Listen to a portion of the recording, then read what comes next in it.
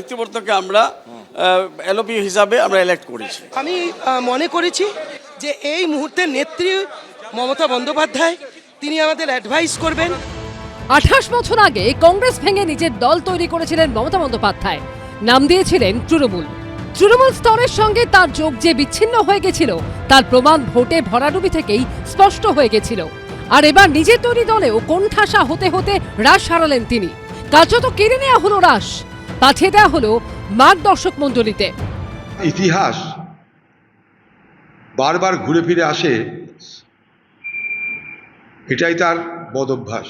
যা খুশি তাই করে কংগ্রেস দলটাকে সে খতম করেছিল, চেষ্টা করেছিল খতম করার। মমতা দেখুন যে খেলায় আপনি নিজেকে মনে করতেন রপ্ত হয়েছেন, যে খেলার উদ্দামতায় ঔদ্ধত্যে আপনি ডিজে বাজাতেন খেলা হবে বলে, সেই ডিজের আওয়াজ নিশ্চয়ই আপনার কানে পৌঁছাচ্ছে। ভোটে ভরাডুবির পর এক মাসও কাটল না, এবার একদা তৃণমূলের দুই শীর্ষ নেতারও কার্যত ভরাডুবি ঘটল। বিধানসভার ভিতরে মমতা বন্দ্যোপাধ্যায় তৃণমূলকে পরাজিত করল আসল তৃণমূল। নাম না করে অভিষেক বন্দ্যোপাধ্যায়ের ওপর ক্ষোভ উগড়ে দিল তারা। কি তৃণমূলের মধ্যে বিদ্রোহ? না, বিদ্রোহ বলবেন না, কিন্তু যখন দেখি যে অন্য কেউ কারুর হাতে দলটা চলে গেছে বা তার নির্দেশিকায় আমাদের চলতে হচ্ছে, তখন তো আমাদের এই স্টেপ নিতে হয়েছে। অভিষেক বন্দ্যোপাধ্যায় বুঝতেই পারছেন, সবাই আজকে 60 জন বিধায়ক একই কথা বলছে, একই সুরে বলছে। ঋতুব্রত বন্দ্যোপাধ্যায়কে বিরোধী দলনেতা হিসেবে সমর্থন করলেন তৃণমূলের 58 জন বিধায়ক। অধ্যক্ষকে দেওয়া চিঠিতে আমরাই আসল তৃণমূল বলে জানানো হলো। আমরা 80 জন এমএলএ একসঙ্গেই আছি। দেখুন, বিধানসভায় যাচ্ছি আমরা পশ্চিমবাংলার জনগণের জন্য।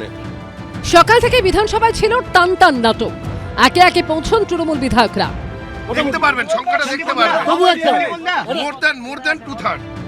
একে একে তৃণমূল বিধায়করা পৌঁছানোর পর বিধানসভার ভিতরে শুরু হয় বৈঠক। তারপর বিধানসভার অধ্যক্ষ রথীন্দ্রনাথ বসুকে সাদা কাগজে লিখে তাদের পরিষদীয় দলের পদাধিকারী কারা হবে সেই নামগুলি প্রস্তাব করেন বিদ্রোহী তৃণমূল বিধায়কেরা।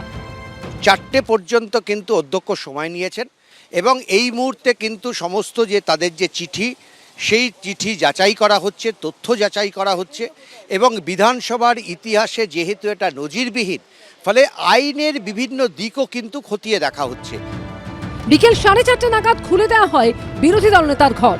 বিরোধী দলনেতার আসনে বসেন ঋতুব্রত বন্দ্যোপাধ্যায়। বিরোধী দলনেতার ঘর খুলে দেওয়া হয়েছে এবং ঋতুব্রত বন্দ্যোপাধ্যায় বিরোধী দলনেতার চেয়ারে বসেছেন।